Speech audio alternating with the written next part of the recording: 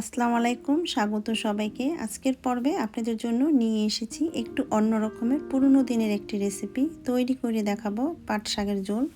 আর এটা আমি রান্না করে দেখাবো চিংড়ি মাছ দিয়ে। এই পাট শাকের ঝোল কিন্তু গরমে স্বাস্থ্যের জন্য খুবই ভালো। আশা করছি আপনাদের অনেক ভালো লাগবে। তাহলে চলুন দেখে নিই এই শাকের ঝোল তৈরি করতে আমাদের কী কী উপকরণ লাগছে।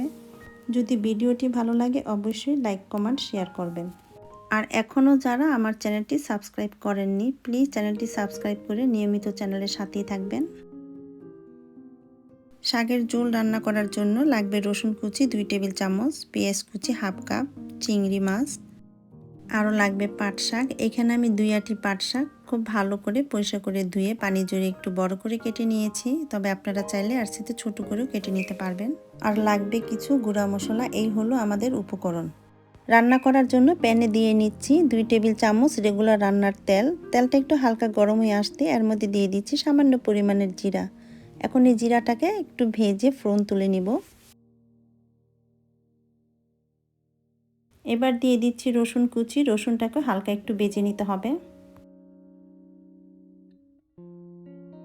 রসুনটাকে হালকা ভেজে নেওয়ার পর এর মধ্যে দিয়ে দিচ্ছি পেঁয়াজ কুচি। এখন এগুলোকে ভেজে নিতে হবে সিদ্ধ হয়ে আসা পর্যন্ত।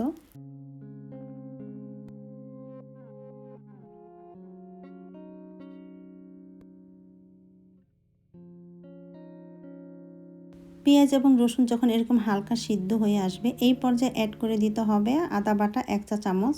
রসুন পেঁয়াজ এর চাইতে বেশি ভাজা যাবে না, তাহলে কিন্তু শাকটা খেতে ভালো লাগবে না। শাক রান্না করার পরেও যাতে রসুন এবং পেঁয়াজটা শাকের সাথে দেখা যায় সেভাবে ভেজে নিতে হবে। রসুন পেঁয়াজটা এরকম কাঁচা ভাব থাকা অবস্থায় অ্যাড করে দিতে হবে মশলা। দিয়ে দিচ্ছি মরিচের গুঁড়ো হাফ চা চামচ, ধনে গুঁড়ো হাফ চা চামচ, হলুদের গুঁড়ো হাফ চা চামচ। এখন এই সব কিছু খুব ভালোভাবে নেড়েচেড়ে একটু মিশিয়ে নিচ্ছি।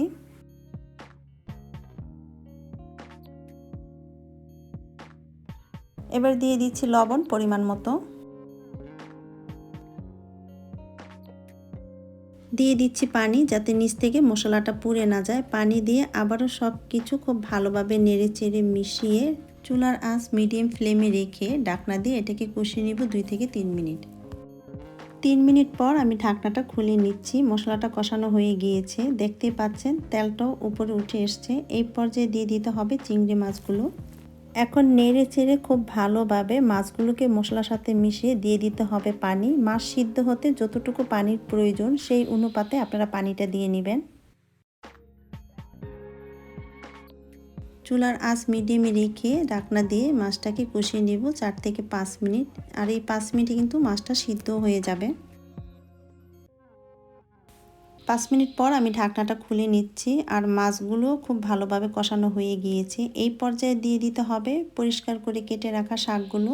সবগুলো শাক একসাথে দেওয়া যাবে না, আমি হাফ শাক দিয়ে একটু নেড়ে চেড়ে মিশিয়ে বাকি শাকগুলো অ্যাড করে নিব। শাক দেখতে অনেকগুলো মনে হলো, রান্না করার পরে কিন্তু কমে একদম অল্প একটু হয়ে যাবে। আর এই পাট শাক রান্না করতে বেশি কোনো মশলার প্রয়োজন হয় না। এই শাকটা যেভাবে রান্না করুন না কেন ভাজি বা মাছ দিয়ে খেতে কিন্তু ভীষণ মজার। আর এই গরমে এই শাকটা স্বাস্থ্যের জন্য খুবই উপকার।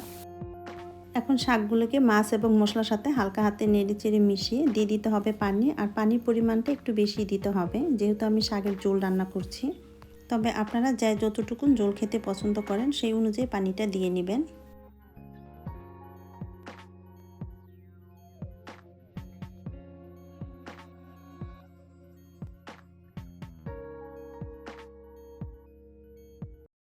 আমার কাছে ঝোলের পরিমাণটা একটু কম মনে হচ্ছে, সেই জন্য আরেকটু পানি অ্যাড করে দিচ্ছি। এখানে আমি প্রায় 1 কাপের মতো পানি ইউজ করেছি।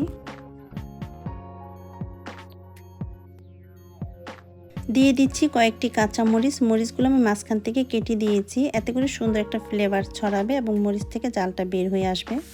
এখন ঢাকনা দিয়ে ঢেকে এটাকে রান্না করব 5 থেকে 7 মিনিট। এই পর্যায়ে চুলার আঁচটা মিডিয়াম হাইতেই থাকবে। যখনই আপনারা শাক বা সবজি রান্না করবেন কখনো লো হিটে রান্না করবেন না, এতে করে শাক এবং সবজির কালারটা ন্যাচারাল থাকে না, দেখতেও ভালো লাগে না, খেতেও কিন্তু তেমন একটা টেস্ট হয় না। 5-7 মিনিট পর আমি ঢাকনাটা খুলে নিচ্ছি। শাক রান্না করা হয়ে গেছে। এরকম ঝোল অবস্থায় এটাকে নামিয়ে নিতে হবে। ঠান্ডা হলে ঝোল আরও অনেকটাই ঘন হয়ে যাবে। এই পর্যায়ে আপনারা অবশ্যই লবণ চেক করে নেবেন আর টেস্ট অনুযায়ী লবণ অ্যাড করবেন। তো আমি চেক করে নিয়েছি লবণ হয়েছে কিনা। শাক রান্না করা একদম কমপ্লিট, তবে আপনারা চাইলে ঝোলটা আরেকটু শুকিয়ে নিতে পারবেন। আমি চুলাটা অলরেডি বন্ধ করে দিয়েছি। এখন একটি সার্ভিং ডিশে সার্ভ করে আপনাদের দেখাচ্ছি। এই তো তৈরি হয়ে গেল চিংড়ি মাছ দিয়ে পাট শাকের ঝোল, আর এটা গরম গরম গরম ভাতের সাথে খেতে কিন্তু অসম্ভব ভালো লাগে। চাইলে ট্রাই করতে পারেন, ভালো লাগবে। রেসিপি ভালো লাগলে লাইক কমেন্ট শেয়ার করবেন, আর এরকম সহজ এবং মজার মজার রেসিপি পেতে চ্যানেলটি সাবস্ক্রাইব করে নিয়মিত চ্যানেলের সাথেই থাকবেন। সবাইকে অনেক ধন্যবাদ। আল্লাহ হাফেজ।